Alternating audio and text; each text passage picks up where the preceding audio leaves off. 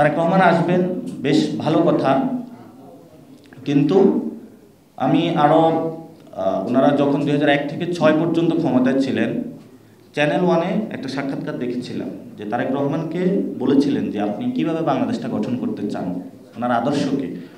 উনি ওনার আদর্শ বলেছিলেন মাহাথির মোহাম্মদ, এবং বলেছিলেন আমি ইকোনমিক ডেভেলপমেন্টের জায়গায় কাজ করতে চাই। এটা অন রেকর্ডে উনি বলেছিলেন, এই ইন্টারভিউটা এখনও ইউটিউবে পাবেন আপনারা। তো এখন উনি আমাদের এখন পলিটিক্যাল ক্রাইসিসটা অনেক বড়, ইকোনমিক ক্রাইসিস যেমন রয়েছে, আর আমরা মনে করি যে বিএনপির যেই ইকোনমিক পলিসি, এই পলিসি দিয়ে আসলে তারা ইকোনমিক থেকে যেই চ্যালেঞ্জগুলো রয়েছে বাংলাদেশ থেকে উত্তরণ করা সম্ভব না, এবং তাদের পলিটিক্যাল জায়গা থেকে তারা উত্তরণ করা সম্ভব না। আর বিএনপির যদি জোর জবরদস্তি করে, মানে ইউনুসের সাথে ডিল করে, লন্ডনে তো একটা ডিল হয়েছিল, আবারই বাংলাদেশে হলো ওই ডিলের নতুনভাবে আবারই সেই ডিলকে চুক্তি নবায়ন করে যদি তারা ক্ষমতায় যায়, বাংলাদেশে তাদের এনসিপির হাতে তাদের পতন হবে আবার।